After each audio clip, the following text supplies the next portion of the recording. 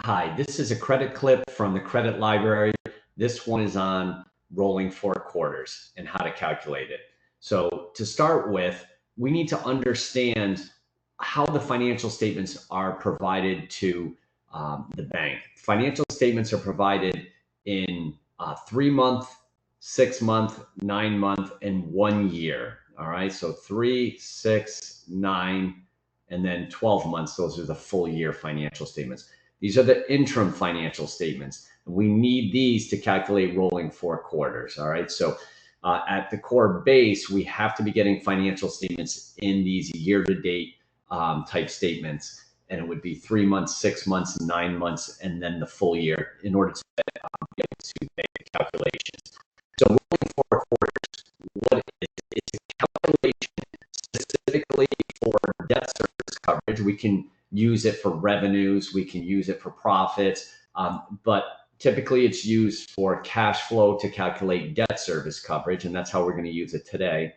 And this calculation is not typically for a client that is doing really well. This is a client that needs some more attention. We can't wait a full year before we test covenants again. So a strong company typically will have covenants like a debt service coverage covenant that'll be each year we'll test it when we get these 12-month full year financial statements.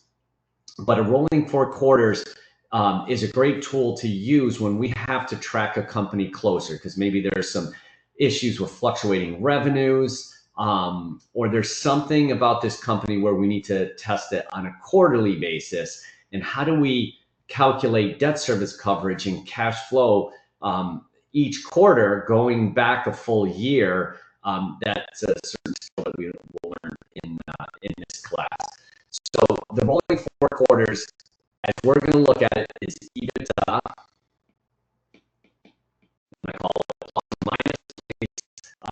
Go to the credit library and see how to calculate cash flow correctly. There's a short class. There is a master class on cash flow. Our primary form of repayment for commercial banking is cash flow. So we really need to be experts at that. And in general, we're not doing a good job with that in the commercial world of banking. So I would highly recommend that class, cash flow. There's a base and then there's a master class. So the 3 months, 6 months, 9 months, 12 months, we're going to need that to calculate the rolling 4 quarters. Another way to say it too is the trailing 12 months. Here we're going to refer to it as the rolling 4 quarters. So let's say it is the point where we're going to calculate the covenants is 3/31/24. All right, so that's the point in time, and we need to go back a full year. And how do we do that? Well, there's going to be 3 parts to it, and these parts are associated with how we get financial statements in that 3 months, 6 months, 9 months, and 12-month fashion. So how we start, I always say, start with the big one. That's the prior full year. So in this case, that'll be 2023. And since we're calculating it as of the first quarter end, all right, that's 3/31/2024. We need to knock out that first quarter of 2023 and add the first quarter of 2024. We're going to add that one. So we have 2023 minus first quarter 23 plus first quarter 24, and that'll give us the rolling 4 quarters for 3/31/24. Now let's throw some numbers in there. Say 2023 was 100. Make it easy. I like using easy numbers. The first quarter was 25, so this will be 25 here. And then the first quarter of 2024 was 30. So we would say 100, take the big one, start with the prior full year, minus the first quarter of 23, which is 25, and that's 75. And then we would add the first quarter of 2024, and that gets us to 105. That would be the rolling 4 quarters as of 3/31/2024. Now, on a side note, getting these interim financial statements are very powerful this way.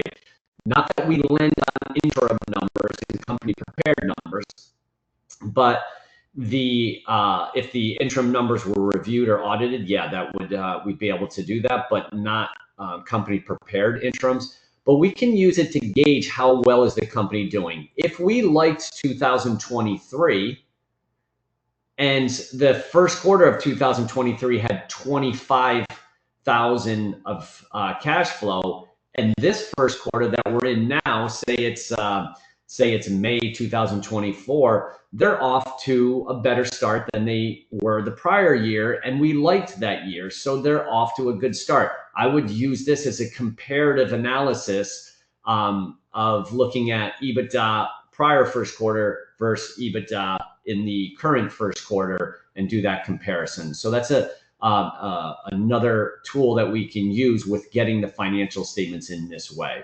So now let's say if it's 6/30, just to be clear, if it's 6/30, 2024, here we're going to use these 6-month numbers, and we're going to say prior full year, 2023. We always start with the full prior year.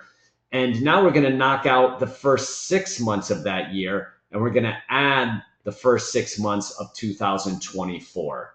All right, so you can see we would do the same thing for 9/30/2024 as well. We would not go to the prior year, knock out the first 9 months, because we get those financial statements year to date, 9 months, knock that out, and then add the first 9 months of the next year. So that's how you calculate rolling 4 quarters for a company. See you in the credit library.